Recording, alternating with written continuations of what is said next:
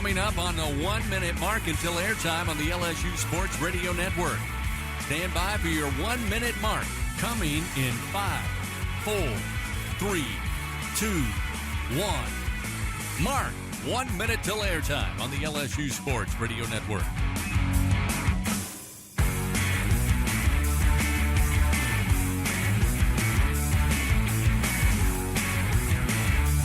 Coming up, stations, your countdown until airtime will be your 30-second mark when the network will go silent. Stand by for your final 30-second mark until airtime. Coming in 5, 4, 3, 2, 1. Mark, 30 seconds until airtime on the LSU Sports Radio Network.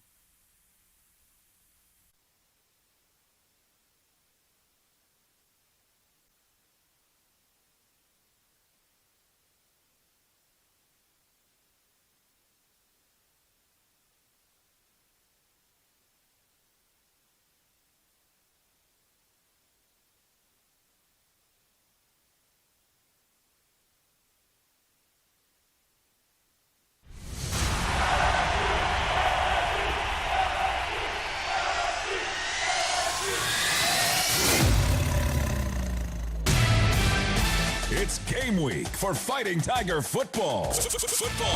Welcome in to the LSU football press conference, presented by the Louisiana Farm Bureau Federation. We still have some work to do to get over this hump. We'll have to play better, and next week to have a chance to win this football game. The regular season concludes in the Sooner State as this week LSU travels to take on Oklahoma for the first time ever in Norman. Rodney Tisdale fakes the screen. Here comes pressure backside. He'll be planted down at the 2-yard line by DJ Pickett. Well, let's just say his name again.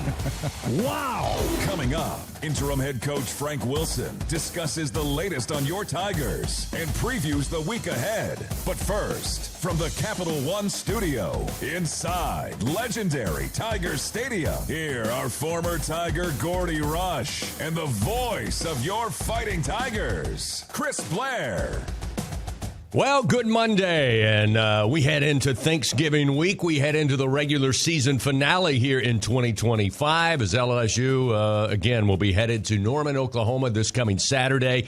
It will be a 2:30 kickoff between the Sooners and your Tigers. LSU coming off the win, their final regular season home game, senior night this past Saturday. It got interesting late, low-scoring affair against Western Kentucky, but the Tigers now 3-0 all-time against the Hilltoppers, getting a 13-10 win. And Gordy Rush joining me here in the Capital One studio. I mean, I say it got interesting. LSU struggled offensively the entire night. Got down early, 3-0. Western Kentucky had a little bit of juice early with their air raid attack, got the tempo going a little early. And then after that, LSU's defense, I think, about midway through the second quarter, maybe even earlier than that, kind of took hold, got their feet in the ground, and kind of dominated from that point on. Didn't allow much in the second half. The problem, again, was LSU's inability to score. And then the one miscue. You know, this is an LSU team that's +8 in turnover margin in SEC play, but they had a fumble, which they protected the ball pretty well this season, and a scoop and score of 71 yards. And suddenly, with 1:04 to go, we got a 3-point ball game. Luckily, the onside kick is handled by Devon Keys, and they're able to take 2 snaps and call it a night. But, you know, I could sense there was some frustration, even from Coach Wilson going into the halftime locker room. Just the inability to get that rhythm and get that flow offensively. And we'll talk about Oklahoma, which is coming up in the next segment. But, again, give Western Kentucky some credit, but they're not the Oklahoma defense you'll face on Saturday. No, not at all. Oklahoma's different level. They'll be playing for a chance to get into the college football playoffs. It's been a remarkable turnaround there for Brent Venables and his team. But back to this game, I again, you said a lot right there. I think the way that LSU's defense continues to play at a high level as they battle through adversity, obviously with the changes, and then the offense, backup quarterback having to play, and some of the struggles the offense has had, they continue to compete at a high level and find a way to put LSU in a position to win. I mean, I think that's a huge check, right? No doubt about it. Offensively, you did just enough to get yourself down there in the end zone. Sure, there's a lot to clean up, and they're going to need to clean it up if you want to be competitive against Oklahoma. Again, you look at the total stats, 328 yards total offense. Again, there was times where they were able to move between the 20s. Obviously, red zone offense has been a struggle for this team all season. It once again was on Saturday night. And I think, obviously we got to go back to early in the game, an offensive line that has been shuffled around since really, I'll say week 2. Obviously there were some changes in week 1, but it's kind of by necessity here of late. And then very early in the game, you lose the leader of that offensive line in Braylon Moore, your center. Eventually, Ori Williams, who really is coming along, he has to go down. They're shifting guys left and right. And again, Coach Wilson said it to you after the game. Yep. You got to account for that. Injuries are part of it. Next guy's got to step up. I think that's going to be probably what fans are listening to most today when Coach Wilson takes the podium, kind of an update on really 4 or 5 guys that went down in that game, both offense and defense, to see if they're going to get – you need everybody, all hands on deck this coming weekend. Look, Ori Williams was an ankle sprain. He finished the night in a boot. Braylon Moore was a mid-foot sprain, and he was in a boot, and we'll see exactly the extent of that. Here's what's so big this week. As you and I know, Brent Venables, their head coach, an outstanding defensive mind. He was the defensive coordinator on that 2019 Clemson team that LSU played in the national championship game. And the big mystery going into that game was what was Brent Venables going to do with this LSU offense. And they were pretty good for the first 2 series. And some coaches were on all sides of the table and betting what he was going to do. And there was one guy, George Munoz, who bet he's going to come play zero and come after us, and he sure did. Yep. And so he's known for being very aggressive and a lot of different looks. I think the concern is, okay, here's 5 new guys yet again. You have DJ Chester back at the center position. How quick can we get everybody on the same page and recognize the different looks you're going to get at Oklahoma? And I mean, you had some stemming and a couple different things out of Western Kentucky, but nothing near the neighborhood of what they're going to see this week with Oklahoma. I know he's going to be asked about it more than likely. He kind of touched on it with you in the locker room following the game, and that was there was a attempt once again to try to run the ball early.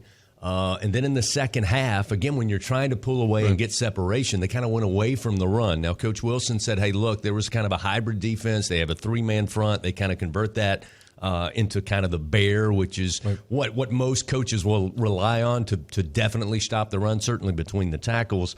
But it was odd to see them go that far away from the run, because once you're in the second half, and I take you back to the 13-3 lead, even if you can't put more points on the board, you want that clock moving and moving those chains. Yeah, I'm really surprised with that. And I think, as a coaching staff, you go back and look at the film on Sunday and you digest. And the great thing about having so many analysts, that you'll have guys that are defensive analysts that'll sit in on the offensive side. And I thought they just in the second half, as we talked about, they got away from the run. I think Jacob said on air there were 20 plays that they did not run the football. This was the 108th ranked defense that you should have had more success. And they ran for 120. LSU ran for 126 yards. But just the basis of who you are, you've got to be able to run the football, I think, to set up the pass. This isn't a Garrett Nussmeier-led offense. It wasn't last week, and Van Buren really feeds off of that. I think he's better throwing the ball on the run than he is in the pocket. He was a little inconsistent in this game. And then as we saw in one of the plays that we picked out for the film room this week that I'll sit down with Coach Wilson to do a little bit later, is that he kept the zone read, and it was a huge gain. Yeah. And so he's familiar with all that, but that means you have to be committed to running the football. Well, again, there were times where they were able to sprint him out, and we've seen him be very successful when he's looking to throw. A couple of times, I think 6 or 7 times, going back and watching the game film, maybe they rolled him out to his left, which may not be his strong suit, but again, I'm sure they're going to take a look at that when they go through the film today and prepare a game plan for Oklahoma. Real quickly, obviously, as you said, Braylon Moore, going to be a question mark on him. Ori Williams to add to that depth on the offensive line. Whit Weeks gave it a go. I don't know if it was just to be out there with his other two brothers, which was a great moment, by the way, or if the pain just got too much that he couldn't tolerate, but eventually went back to street clothes and the boot. Aaron Anderson, we did not see, again, trying to get him healthy. Nick Anderson, another receiver. So I think those are the big question marks as to whether or not you'll have them coming up this weekend against a very stingy Oklahoma and defense. let's add Mansour Delane, who sat out with, he had some he played through some ab pain and seen a little bit that on the field. Hopefully he'll be back. And, this is a game he wants to be a part of, I'm sure. Again, it was great to see DJ Pickett, who I thought had a sensational game for the Tigers, called upon to fill in, next man up for Mansour Delane, who, for my money, I think you would agree is the best corner in the country here in 2025. But the Tigers do get the win, and 13 is more than 10, and LSU happy to take it to pick up their 7th win of the season. But they jump back into SEC play, and they can play spoiler for Oklahoma. We talked about it. ESPN says after beating Missouri 17-6 this past weekend, about a 75% chance to go into the playoff.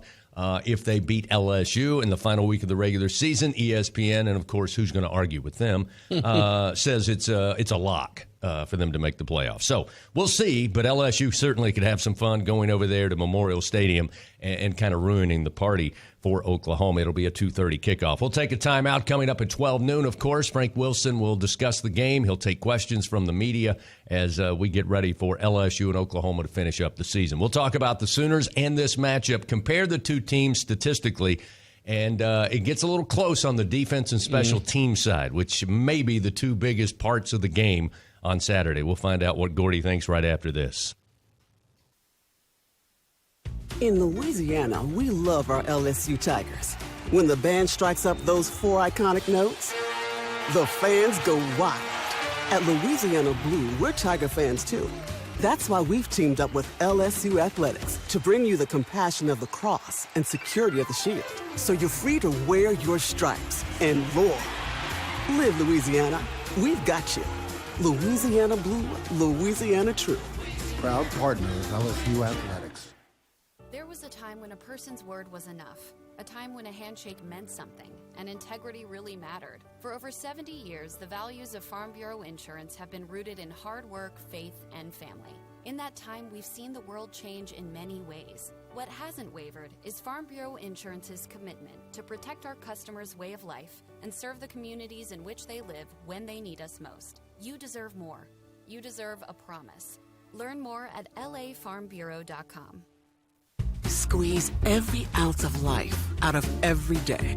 Memorize every sunset, every face you love, and climb every obstacle until you can't go higher.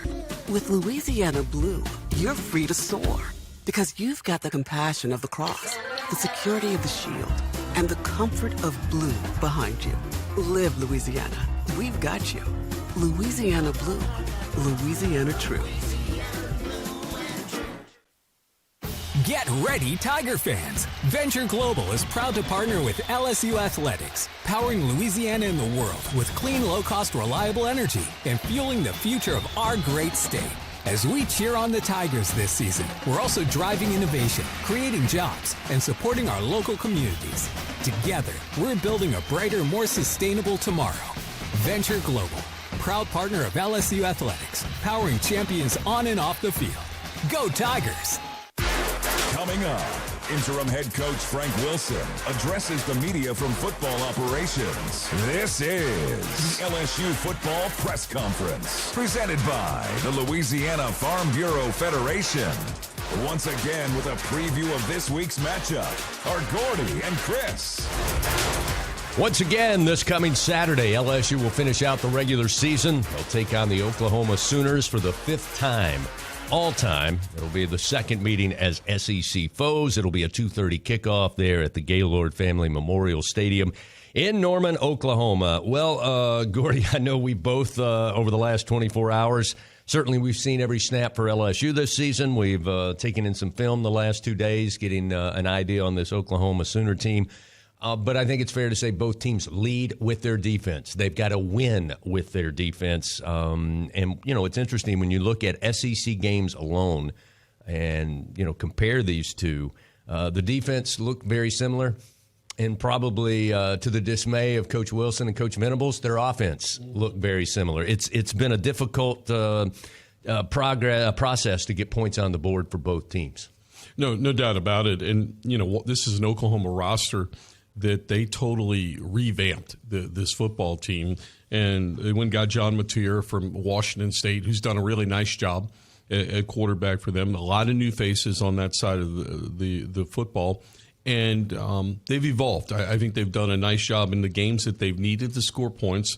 They've been able to score points. But, as you mentioned, they're 11th in the SEC with 22 points per game in league play, where LSU is only scoring 20. So in the same ballpark. And that's Brent Venables is a defensive-minded guy, right? And he's going to lean on that defense. And I don't need to gamble. And Mateer is a dual-threat quarterback. He'll run for 38 or 40 yards a game. And that's who they are, and that DNA's really worked well. They've won some big games. They won 2 weeks ago on the road at Tuscaloosa. 3 weeks ago, they won up at Neyland Stadium, and they have done it with their defense. Yeah, when you look at this team, you mentioned it, 22 points a game against SEC opponents.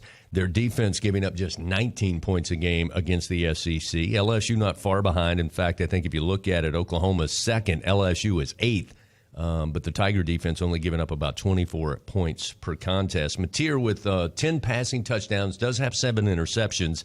And this LSU defense has been opportunistic. Mm-hmm. I think, again, that's going to be key because they lead the SEC at +8 in turnover margin. But if you basically say both offenses show up on Saturday as they have the majority of the season, I think it comes down to turnovers, yes, opportunistic defense, and special teams. And guess what? That matchup pretty even as well. This is a good special teams unit for the Sooners. I think their place kicker is perfect in SEC play with 16 of 16. He's got a big, strong leg. I think he's hit 6 or 7 from 50-plus. We know what Damian Ramos can do. He's very consistent as well. But they got a dynamic punt return team just like LSU. We may be looking, I think, at a low-scoring game. And it once again may be the defense and special teams that's the difference in this one. There's been so many close football games this season, especially in this league. I thought I saw there was a 4 or 5 point per game drop in total points scored per game, and that's just the nature of the parity that we have right now. Look, I think if LSU gets the right people back, I expect them to go play with a lot of energy and play at a high level. And I can tell you, and we've been around this game, you and I, long enough. Is those non-conference games in November are never pretty. Mm-hmm. And all that matters is you're going to win. Nobody remembers what the score is of any of those games and how many times, regardless of how that performance was, you can flush it because the next week this is a big-time game, big-time atmosphere, primetime TV, 2:30. I expect LSU to play with a lot of motion and play energetic. You mentioned a while ago in that 2019 championship game, Coach Venables, the defensive coordinator at Clemson, decided to throw the kitchen sink at LSU and that vaunted offense very early. And eventually Burrow hit Chase for the big touchdown, right, and that was all she wrote. The Tigers went on to the title. You come into this matchup where LSU, there's been a lot of teams that's been able to rush basically 4, maybe one more. And if not get home, certainly disrupt the flow. You mentioned it when you came into the studio today. You'd be shocked if they go all-out blitz because I think they're going to be confident enough with their front 7. Right. So if you're LSU, what do you counter with if, again, they've been susceptible to the pass, even as good as their defense has? Against the run, they shut down Missouri, and they shut down the SEC's leading rusher. So what's the answer if they only rush 4 or 5? Right, I think you've got to be able to run the ball when there's numbers, and that's the million-dollar question for LSU. In the first half against Texas A&M, against one of the better defenses, LSU was able to run the football. I do think that they're going to play, it'd be uncharacteristic of Brent Venables, but if I'm sitting with him and I realize the talent of this LSU offense is at the receiver position, and I don't need to roll the dice and give up any big plays because LSU has struggled to put together consistent drives, that I think he plays some shell plays, what we're talking about, 4-man front, and kind of some base defense because he feels like he can get home on pass plays.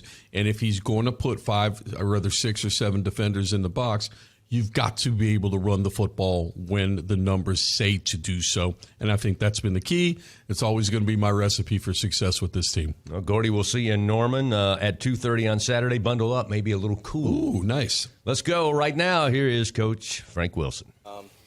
What a time it is as we approach what is a Thanksgiving holiday season for our team and for everyone. An opportunity just to be thankful for all that we have. It's a special time of the year, and certainly we have a lot to be thankful for.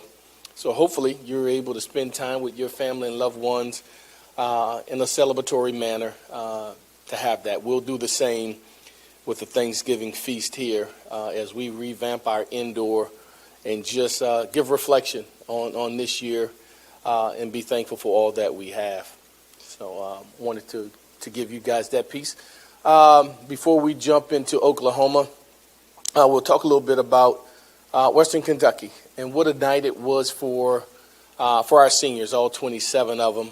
A very emotional day for many, leading into in post. I know some of you may have seen the deal with Wes Weeks and Garrett Nussmeier at the very end, and this was late, at least an hour after the game, still in the stadium. And we, I share with our team, take it in, soak it in. When you go down that Tiger Walk down Victory Hill, reflect on that because it will be your very last time as a player to walk down there and enjoy it. And so I don't want you with your headphones on and your shades and you're kind of looking into the skies, but really take it in and recognize how fortunate you are to have this opportunity and the fan base who came out there to celebrate you, to cheer you on, to acknowledge them, not what your little pieces in your ear, but the acknowledgement of thank you. Thank you for your support over the years. Thank you for being here for us. And I thought it was a great night in that regard. To send those guys out with a win was the quest and then the accomplishment. So glad we were able to do that. That was done by stellar play and arguably the best defensive output in some time. A second half where you hold an opponent less than 20 yards in totality. A defensive output that outside of the first drive where you give up 3, you go 12 consecutive, 7 in a row of forcing a punt, 3 where they go for it on fourth down and stopped on all 3, and another 2 that resulted into turnovers for your defensive unit. Just a spectacular day for our defensive unit in the way that they went out and competed. An offense that managed to keep the ball away for 37 minutes. An offense that rushed the ball appropriately at times. But then a special teams unit that at times had been inconsistent, was very consistent in the night, where you kicked it off with Aaron Burrell and it went touchbacks each time he went up, and every time Ramos was asked to step up, he kicked it through the uprights with a coverage unit that went down and covered. With Chadwick punting the ball inside the 5 and 10 yard line, things that sometimes get lost that are so critical as you go back and forth in this thing we call chess, trying to remedy and figure out field position, start and finish for both offense and defense. Just did a really good job of punting the ball, covering the ball, and then to have a 39, 40-yard return by Xavier Thomas was big for us. So, in essence, the things that were needed to have victory were done, and we turn the page to what may be our biggest challenge of all year, a top 10 opponent that is, I don't know if they have a weakness on their defense for sure. On all 3 levels, their defensive line, their linebacker core, their secondary, pretty exceptional in the things that they have done in this season with most recent victories over Missouri and Alabama and Tennessee. Certainly a formidable opponent that's very, very talented, that's extremely well coached, that will see the Tigers go into Norman, Oklahoma for the first time. I've never been there in any capacity, not just at LSU, even at another place. I've never played there. Our university here, we've never been there. So it'll be fun. It'll be a great challenge for us, but certainly something we're looking forward to as we go there and take on the number 8 team in the country.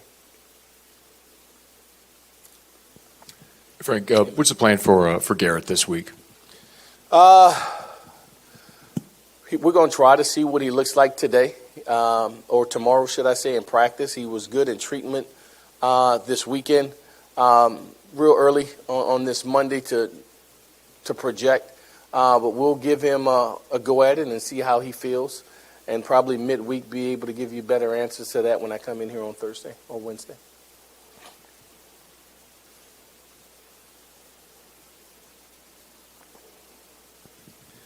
Frank, after looking over the film, not just from this past game, but maybe the past few games, what do you think y'all can do here against Oklahoma to maybe have a better chance on that side of the ball?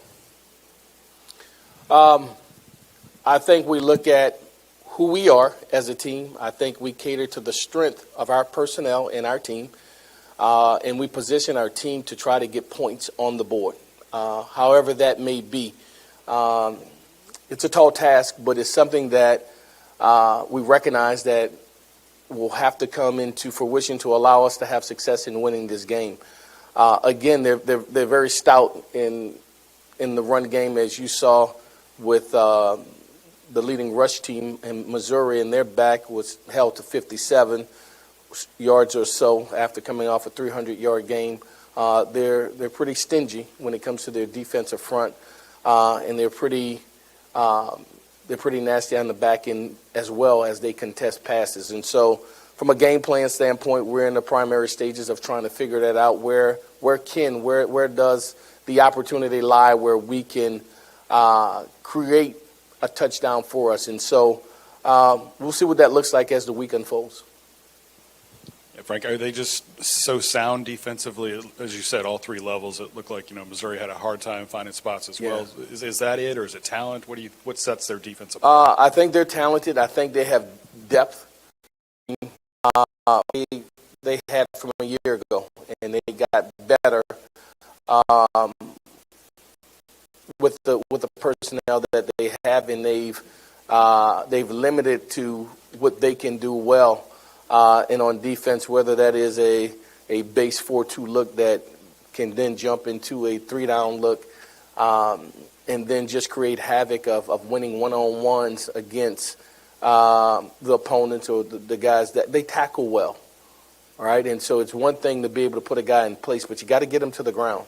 And so they've done a good job of tackling in space and getting guys to the ground. And it's not so spectacular that they're going to do something that's unusual. 4-2 defense is 4-2 defense. 3-down Okie defense is 3-down Okie defense. And so your ability to win your one-on-ones, to break a tackle, to put yourself in position to go score is the charge. All right, so it won't get to a point where we have no idea where they're at. We just have to be able to create matchups where we win our one-on-ones at times. I guess I'll do all the injuries. How did Witt feel after Saturday? Can you confirm Caden Durham? I think you said it might be a concussion post-game. Then Braylon Moore, Ori Williams, and Tyree Adams after he had the tightrope. There was a possibility he could come back by the end of the season. Is he doing anything? So those five, if you would. Yeah. Let me go one by one for you. No, I'm trying to make sure I don't miss any. You said Ori, Braylon, Kalen, Tyree, and Witt.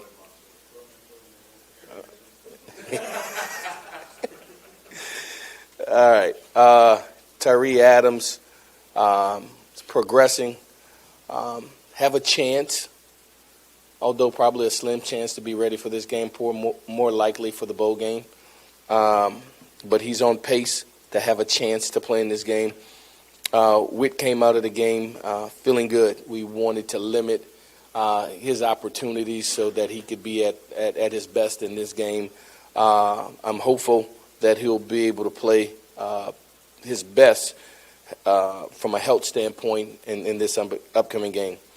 Mansour Delane was good this morning, was good on yesterday's treatment.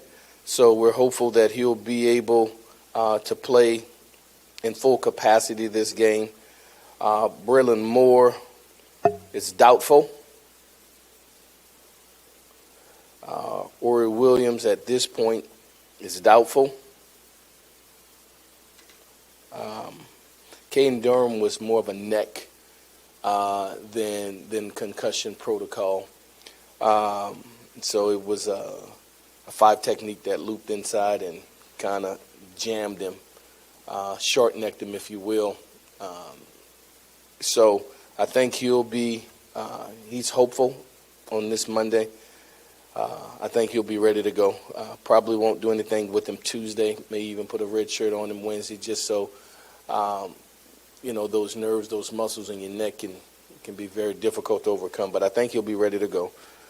And the last would be Aaron Anderson, who's gotten good treatment, and he'll be hopeful as well. We'll see how this week goes with Aaron Anderson. So the long shots are Ori and Braylon Moore. Then next is probably Tyree. I feel good about the others thus far at this point in the week. Hey, Coach, as the week goes on, there may be a lot of news swirling about who's the coach going to be and all that stuff. Yeah. Do players just want to play football? Do you think they pay attention to the outside world, and how do you handle that? Yeah, I think they want to play football. I think they live in a social media world where it comes toward them. But that's the uncontrollable. We can't control those things, and so I encourage them to control what you can control. And what we can control and what this game will become, even not so much about Oklahoma, but about us, right? These self-inflicting things that we have done, continue to do. How do we rid ourselves of these habits that's been habitual for length of time? They're not new. We have the same players. We have some of the same issues, and in some areas we've seen dramatic improvement. Again, when you look at what we've done 2 weeks ago to this past week in a special teams unit, when you look at these last couple of weeks and since we've instilled these 9-on-7 things, what it's done for the mantra of our defense, if you will, and their want to and salivating to go hit somebody, that's been an awesome thing. And at times we have matched it offensively. We just need to have a consistency. And if we can have a consistent group in there at one time, outside of playing musical chairs, I think we could try to get some type of cohesiveness, whomever they may be, whatever 5, we just got to get them from practice to the game so that we have our best opportunities to play our best, going there. So that's that piece. Yeah, Frank, just this week, what are the challenges of the Thanksgiving week preparation, and do you and the staff get in advance on this as much as possible because it is so broken up by the holiday? Advance the preparation on Oklahoma. Yeah. No. We do advance reports. So we're where we want to be. We're on time. A lot of that happened. What happens for the staff? We come in on Sundays. Of course, the players are off on Sundays.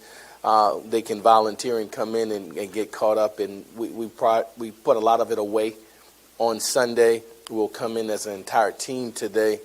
And we'll put it in our rearview mirror, right? We'll acknowledge the things that were and immediately dismiss the past game and give Oklahoma our undivided attention. They deserve it.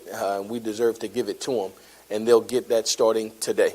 And so we'll put one to bed, correct those things that are on film, and start our scouting report and our introduction into Oklahoma today, and run it consecutively all the way until Saturday.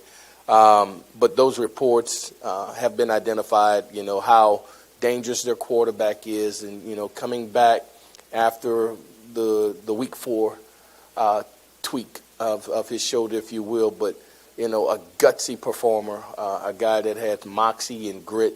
And it just seems when they need a play, he finds a way to make the play. And the young back 24 emerging as the premier guy. They were a two-system back for some time, but he has emerged as the bell cow, if you will, the two receivers, whether it's the slot or outside, and the things that they do well, on, and one of the best edge rushers, arguably the best that we'll see all year.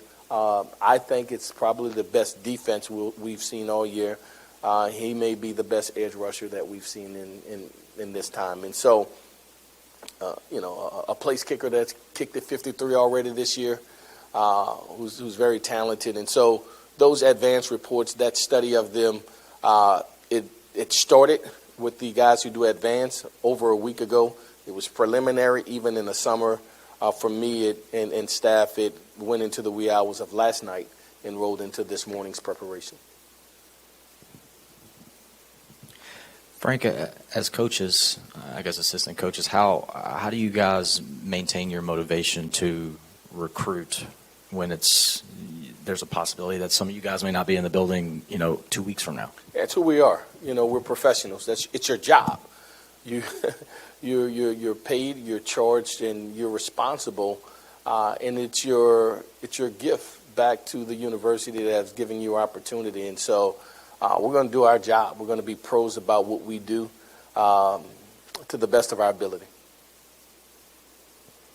There's a potential for it to be cold and wet on Saturday. I guess how much have you looked into that, and does that affect any of your preparation? Yeah, my wife told me that yesterday. I told her it's not going to be raining or cold. She's like, I'm telling you. So I don't know. That's Jack Marucci usually get me going on that. It is what it is, So whatever the weather may be, it'll be LSU weather. We're going to make the most of it, and we're going to go play. We're going to show up. We're going to prepare, and we're going to play. We're going to play hard. John? Just a way back question for you. You were coaching in New Orleans in 2003, right? Yeah. Do you remember the LSU Oklahoma National Championship and being in New Orleans and what that all meant? Yeah, I was on the sideline. Yeah, I went the day before as they were preparing, or 2 days before, the weekend. I had Buster Davis and Dominique Cooper and Junior Joseph, some of those guys who I coached in high school, they were on that team. And so Coach Saban had me invited me down, so I spent some time with them in preparation for that game, and during, and post. So, yeah, I remember it vividly. Yeah. Just got a couple of questions about the offense. You talked about bringing the 5 linemen from practice to the field. Do you feel like that is going to be the thing that could be the greatest advantage for those guys who played this past Saturday? Yeah. We went through it this morning, looking at personnel, all right, who do we have, who we don't have, all right, this is who we have, this is the contingency plan if something happens to one of those guys, and whether if somebody goes down and borderline is, charged to go in, he has to be ready to go in without a blink of an eye. If Ethan Callaway is someone else getting nicked, now Ethan Callaway has to be triggered. And so what happens in your practice preparation, you got to be very specific about the things that you're going to practice, because you only get so much time to practice. And so as we go through the flow of dispersing repetitions between the ones and the twos or whatever, sometimes, and it becomes the responsibility, we can't keep repeating those plays. We have to continue through the practice format. And if we have time at the back end, let's circle them and let's go back. But the guy who's the 2 has to get his ample amount of reps, just like the guy who's the 1, because he may be thrust into the fire. And if he hasn't practiced it, then he's not prepared to do it. And so it's about quantity more than quality. Like, we don't need 1,000 plays here.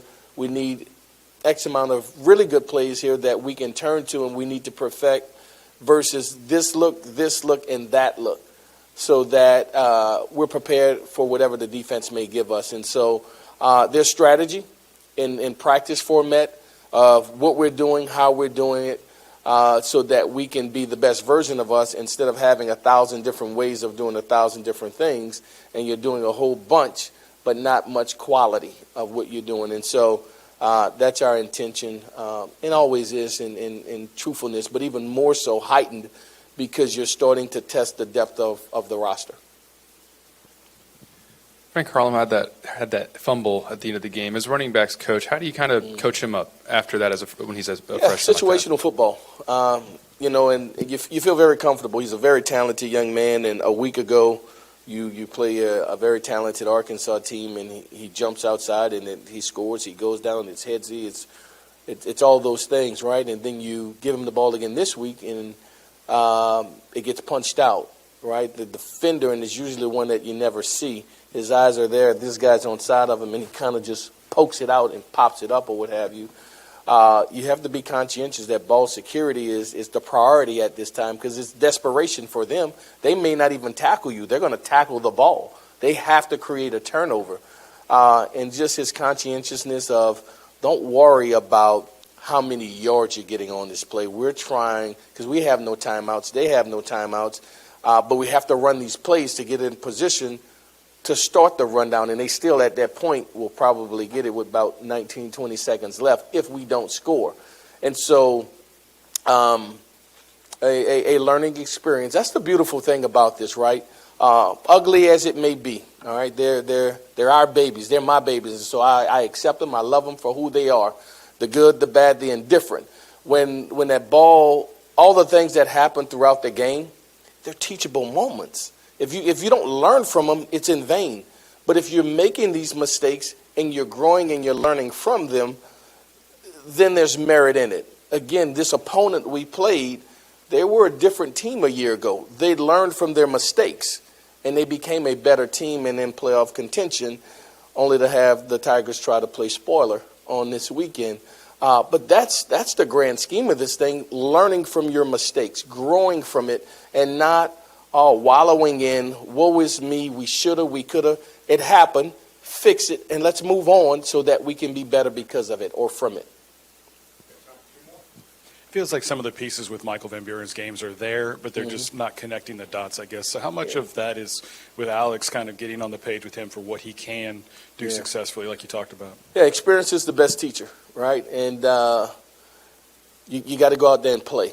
And so as you look at an opponent, you have to work on you, all right? And so your rhythmic throws, the 1, 2, 3, and throw, and 1 and 2, and 1 and 2 and 3. They have to be that way, and when you speed it up before it's time to be delivered, there's windows that allow you to make this anticipatory throw when he's there, but you throw it here because the timing would allow it to clear, and this backer who goes from hook to flat is in a progression as well, so you got to throw it there, not back here. But you got to do them. You got to do it against live bullets. And he's imperfect like everyone else, and so he didn't play a perfect game. But he's a talented player who will get better with time and with game reps. And so we'll have to continue to do those things with him. Here's what I said to him. Pick your head up. Pick your head up. Work's not done yet. We still have an opportunity to finish the way that we're competing because he wants to do well. He wants to win. He's a pleaser just like everybody else. None of them go out there with intention on not playing well, drawing a PI or jumping offside or whatever it may be, offense, defense, or special. The intention is there. So how do we get the right frame of thinking to lead from preparation to performance so that you're able to deliver your best when you're in an opportune time in game situation? That's the transition that we have to get to. You kind of referenced it a second ago, playing spoiler. Is that something that you try to use as motivation for your team this week? For us, we want to go 8-4, right? We want to go 8-4. Right now, we're sitting at 7-4. In the month of November, we're sitting at 2-1. Undefeated at home, so I try to find the good that they could see. All right, we're 2-0 at home in the month of November. All right, we're 2-1 in a very difficult month. How do you finish? How do you want to be remembered? How do you want your legacy to go out? We can go out here and go play the way we're capable of playing to the best of our ability and see where the chips may fall. We can go out here and raise a white flag and say, no one expected we're not going to the playoffs. What's your legacy? How do you want this team to be remembered? And 8-4 is a lot better than 7-5, right? And so for us, it's about self-reflection. It's about how we want to be remembered. It's about going on the road, playing a top 10 team who will be favored to beat you, right? And so here's our underdog story. All right, let's talk about that, and let's prepare, and let's see. Let's just see how we perform when our backs are against the wall. We've been here before, and our week of preparation will determine that. Thank you, guys. It's a lot of injuries y'all had for me. Coach Frank Wilson this week with the LSU football press conference as Tigers get set, coming off the win over Western Kentucky. 7-4 now on the year. They jump back into SEC play this coming Saturday. Chance to get back to 500 to finish the year in SEC action and, of course, pick up their 8th win of the season. Speaking of 8th, well, it won't be easy. It'll be against the number 8 ranked Oklahoma Sooners in Norman. We'll take a final time out. When we come back, some last-minute news and notes before we send you on your way. What a matchup we've got, folks. Just nonstop action. The energy is electric, and the fans are all in. An intense game like this calls for a Coca-Cola. Ah, crisp and refreshing. That's a game changer. Yeah, that taste scores every time. And just like that, they're back at it. Passionate fans and an ice-cold Coca-Cola. Now that's a winning combo. No matter the team, no matter the sport, everyone knows fan work is thirsty work. Enjoy a Coca-Cola. There was a time when a person's word was enough, a time when a handshake meant something, and integrity really mattered. For over 70 years, the values of Farm Bureau Insurance have been rooted in hard work, faith, and family. In that time, we've seen the world change in many ways. What hasn't wavered is Farm Bureau Insurance's commitment to protect our customers' way of life and serve the communities in which they live when they need us most. You deserve more. You deserve a promise. Learn more at lafarmbureau.com. Mom's early Alzheimer's diagnosis was hard to take. And when I left the oven on, we decided together that it was time to see a doctor and make a plan. Early detection gave us more time to seek out information and support as a family. If you or your family are noticing changes, it could be Alzheimer's. Talk about seeing a doctor together. For more information, visit alz.org/time to talk. A message from the Alzheimer's Association and the Ad Council. For him, it wasn't the cancer that almost took his life. It was an infection his body wasn't strong enough to fight. Antibiotic resistance is a global crisis, targeting those who are already vulnerable and claiming over 1 million lives each year. But an LSU discovery is changing the game. Our unique biotech starves bacteria, stops growth, and gives the body a chance to heal. Because behind every breakthrough is a life worth saving. Wrapping up this week's LSU football press conference, presented by the Louisiana Farm Bureau Federation. But first, with some final news and notes, here again, Chris Blair. Wrapping up this week's press conference, in fact, wrapping up the regular season press conferences for the year.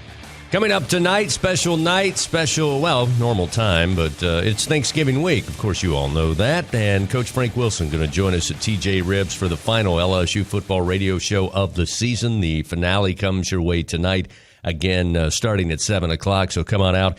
Coach Wilson will break down some of the good and some of the not so good from last weekend's win over Western Kentucky, and then get a scouting report and what the Tigers need to do to be successful against Oklahoma on the road to finish out the regular season. So see you tonight at TJ Ribs. Again, the show begins at 7 o'clock. This coming Saturday, of course, we'll get things started at 12:30 with LSU Game Day. Hunt Palmer, Marlon Favorite, Brandon Taylor will start our broadcast day, and then Jacob Hester and Gordy Rush will join me from Gaylord Family, Oklahoma Memorial Stadium for kickoff between the Sooners and your Tigers, again, just after the 2:30 hour on Saturday. Well, hope you have a great Thanksgiving, safe Thanksgiving. Want to thank Gordy Rush all season long for sitting in. Also, thanks to Hunt Palmer, who pulled in one afternoon of duty. We thank you for joining us each week as well. Look forward to the matchup on Saturday and then beyond for LSU football. For all involved, this is Chris Blair saying so long, everybody, and go Tigers.